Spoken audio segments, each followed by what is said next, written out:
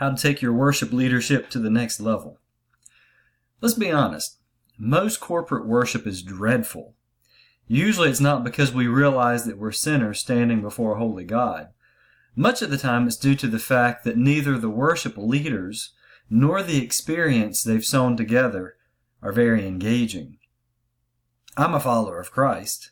I enjoy singing. I enjoy music. I want to worship my King with all that I've got.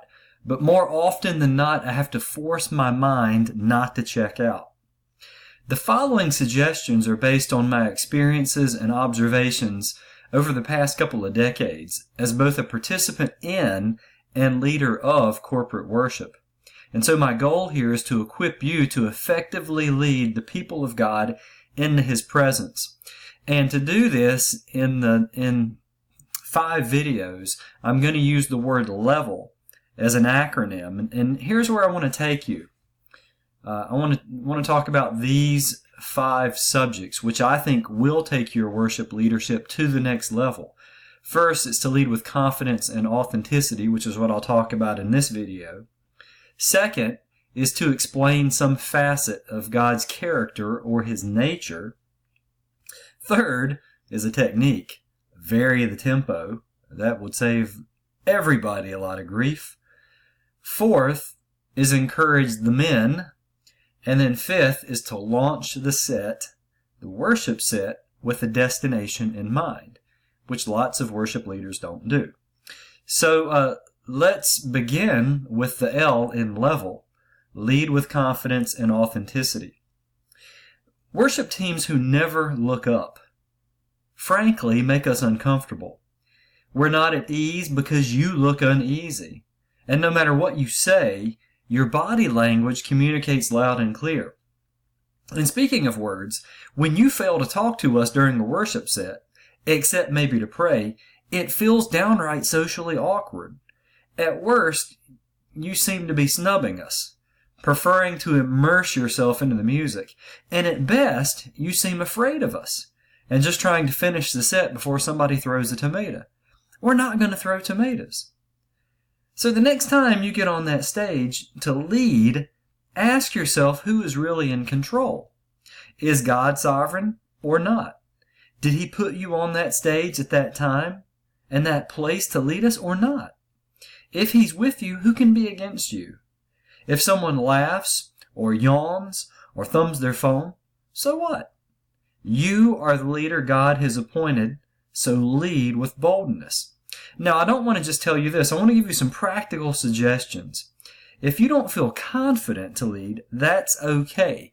Let me encourage you at this point to fake it until you make it. And I've got several suggestions I want to give you that will help. First, before you play the first note or say the first word, let me encourage you to take about 30 seconds and just stand there and look at us.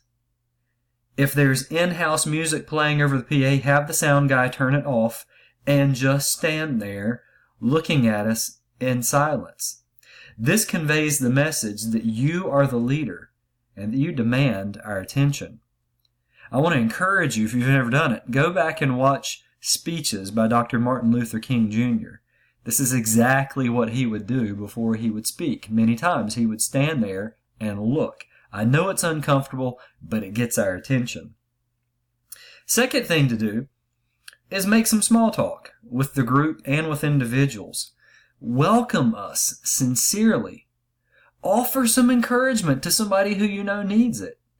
If you see a cute baby, mention it and congratulate her parents. If you see a guy who hasn't been around in a long time, tell him how glad you are to see him and what a wonderful day it's going to be. Begin connecting us to God by first connecting us to yourself.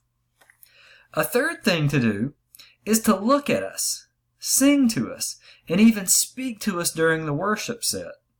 Flash a smile, point a finger, give a thumbs up to those who are going after Jesus. Now, don't call anybody out by name, but find ways to reward the behavior you want to see repeated. Remember this. What gets rewarded gets repeated. And if we're collectively doing something good, or even individually doing something good, praise it. And be specific. Don't just tell us how great the worship was. Tell us why. Instruct us a little. A fourth thing is don't speak or start the next song until the applause reaches its peak. I know you want us to applaud and cheer for God.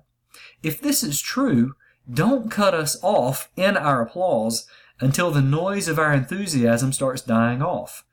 Wait until the applause reaches its highest volume, and when it starts to trail off, but the instant before it ends, then speak or begin playing. Let it actually begin dying out. Interrupting applause before this makes us think you don't want it or you don't care.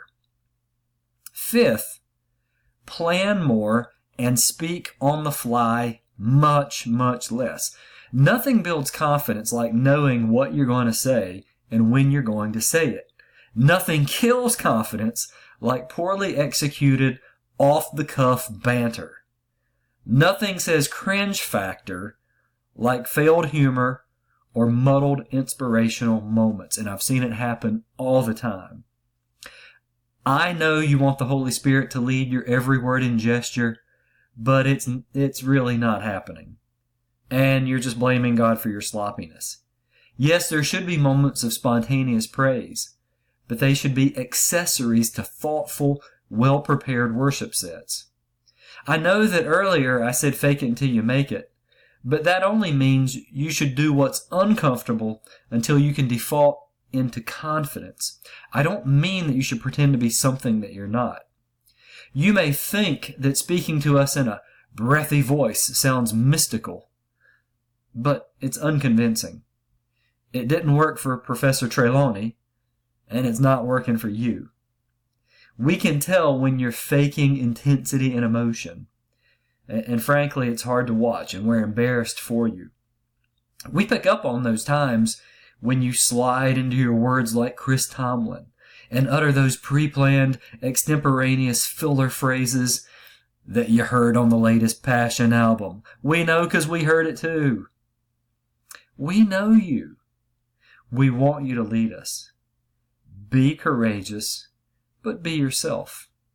If you want to take your worship leadership to the next level, lead with confidence and authenticity.